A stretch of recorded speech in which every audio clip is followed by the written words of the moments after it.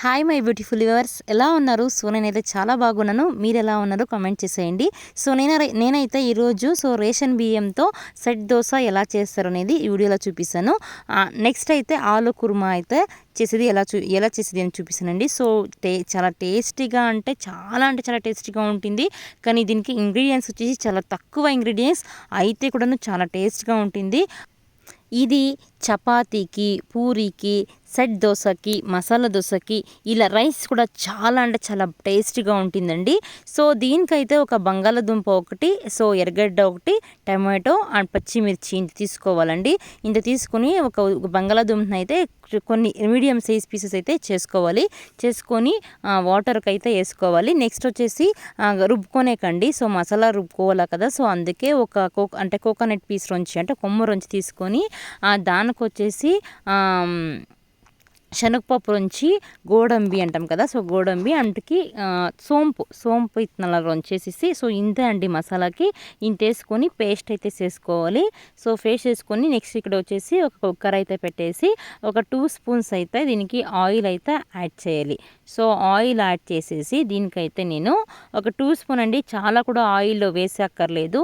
Next వచ్చేసి సాసులు వేయాలండి. సాసులు కొంచెం జీలకర్ర కొంచెం వేసేసి అప్పుడే కోసి పెట్టుకున్నాం కదా, సో పచ్చిమిర్చి అండ్ ఎర్రగడ్డలు అండ్ కరేపాకు ఇంతేసేసి కొంచెం అల్లం వెల్లుల్లి పేస్ట్ ఉంటుంది కదా, సో దాంట్లో కొంచెం వేసేసి కలుపుకోవాలి. సో మీతో ఒకరు ఫ్రెష్గా ఉంటే సో ఫ్రెష్గా అయితే వేసుకోవచ్చండి.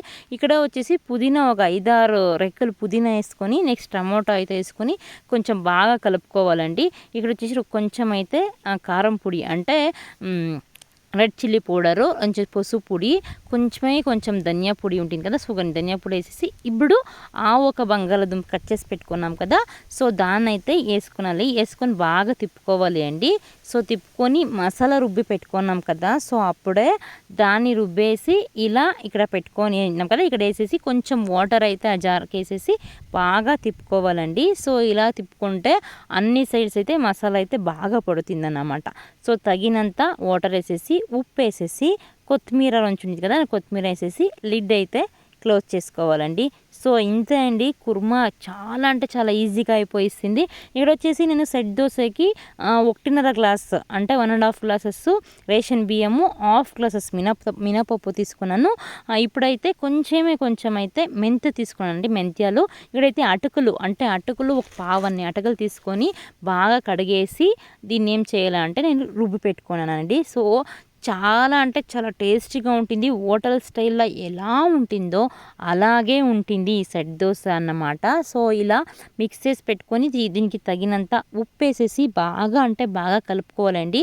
సో ఇక్కడ నేను నెక్స్ట్ డే మార్నింగ్ చూపిస్తున్నాను కదా, పర్మనెంట్ అంత కాలేదు కానీ ఇప్పుడు చలికాలం కదా, సో వింటర్ కదా, అందుకే ఓకే పర్వాలేదండి అయింది. అయితే కూడా దోశ అయితే చాలా అంటే చాలా బాగా వస్తుంది. మీరే చూసారు కానీ చూడండి, మనకంతా తెలుస్తుంది కదా. సెట్ దోశ ఎలా వేస్తాము అంటే గెరిటెలో అయితే చాలా తిప్పకూడదు, కొంచెం థిక్గా ఉండాలి కదా, సో థిక్గా వేసేసి వదిలేయాలి. మీకు అవసరమైతే మాత్రం ఆయిల్ వేసుకోండి, లేదైతే ఆయిల్ కూడా అవసరం లేదు అన్నమాట. సో ఇలా వేసేసి దీన్ని టర్న్ చేసుకుంటే మీరు చూసారు కదా, సో చాలా బ్రౌన్గా ఉంది. సో ఈ బ్రౌన్గా రావాలంటే ఒక చిట్కా ఏమంటే కొద్దిగా షుగర్ వేసుకోవాలండి.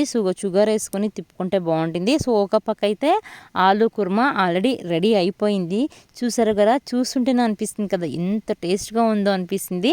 నేనైతే ఇక్కడ ఇంకొక దోశ అయితే వేసుకుంటున్నానండి. సో ఈ దోశ వేసుకొని బాగా తిప్పుకుంటున్నానండి. సో తిప్పుకొని నేను వేస్తూ ఉన్నాను. సో ఇలా నాకు ఎన్ని కావాలో అన్ని దోశలు అయితే ఆరాంగా వెరీ ఈజీగా వేసుకొనొచ్చు. సో ఇలా చేస్తే hotel style set dosa ready అన్నమాట. సో మీకు ఎలా అనిపించింది వీడియో అని చెప్పేసి కామెంట్ సెక్షన్లో కామెంట్స్ చేయండి. సో మీకు ఇష్టమైతే ఒక లైక్ చేసి సబ్స్క్రైబ్ చేసుకోండి. ఇది నేను నెక్స్ట్ లంచ్కి అయితే ప్రిపేర్ చేసుకుంటాను.